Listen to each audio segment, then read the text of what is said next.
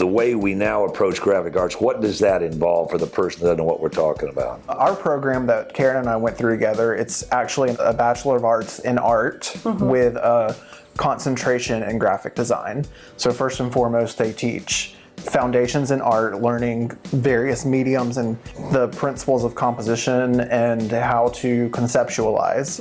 So then this fine arts focus affects how you learn graphic design, which is ultimately a very consumer driven industry. So I actually really appreciated that about our program. I enjoyed learning the art before the function.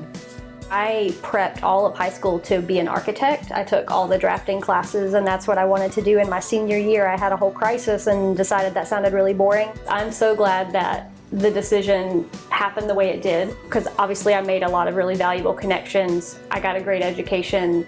AU just really stood out to me as where I wanted to go. Yeah. It felt familiar. It felt like home.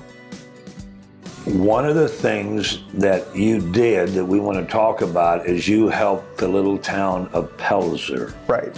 Tell me the history of how that came about. I have a dual degree in graphic design and theater, and so just the backstory, since graduating, I not only started this, but also started the Market Theater Company, which is down at the Anderson Arts Center, and have become part of the theater community here. And through that, I got to know Will Ragland, who is now the mayor of Pelzer. And so we actually served on the State Theater Association board together. We've worked at each other's theaters. When the time came for Pelzer to create a new brand, we were able to bid on that project and won the bid and secured the project. So we created their brand new logo as well as a new flag. And we've also created their new print materials, signage. Everyone's been really excited about the design that we created, so it took a life of its own beyond just the logo. Yeah, so I feel like I was starting to freelance and things were picking up, and we were chatting and you mentioned starting to take on more freelance, and I said, maybe we should talk about this. But eventually we had a need to really formalize things and find a storefront, a location, and a name. And a name. Yeah. And how did that creativity blossom? Our foundation at AU was very conceptual, thinking through and creating these creative solutions for problems. And so we probably had, pages of notes and ideas and sketches and thoughts. I loved it because Carly, Noah's wife, one day was so tired of us talking about it for so long. She was like, y'all just need a fun, lunchbox or something. Yeah. It was really fun to unpack it the opposite direction.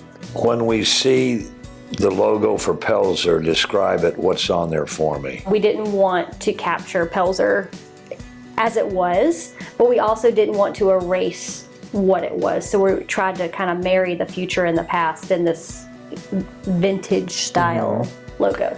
It's got a color scheme that is blue, almost like a light blue, almost turquoise kind of color.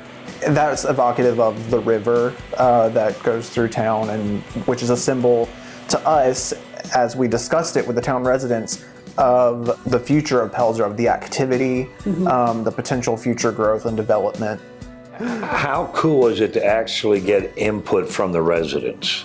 We really worked hard to take their feedback into consideration, but also challenging, because anytime you open something up to the public, they may not understand the full process. But we wanted to respect the kind of the spirit of every idea that was brought forward. Thank you for that. Yes, there were a lot of ideas and a lot of feedback, and it was hard to make sure we were honoring all of that fairly. But you did it. You know, we were showing these ideas and these logos, and people really felt like we were missing the landmarks and the tradition of Pelzer and things that are iconic to Pelzer. So we really put our pens and brains on paper and thought about it. And so we commissioned a local artist. Her name is Lauren James. She owns the Olive Shoe. And we worked with her really closely to create this toile pattern. It became part of the branding package, that they can use it as they need, where it makes sense application-wise, but also they have this logo that stands very well apart. And Anderson current with the history of Anderson, did that have anything to do with it, the title? Yes. Yes. So there's a little a nod there to the electric current. And we focus a lot on the arts, whether performing or visual, music, events, and Community development, Yeah, community small business. development. So each issue has kind of a downtown update, what's happening. We have a featured artist in each issue. Thanks for what you're doing for downtown Anderson and for the arts and everything else.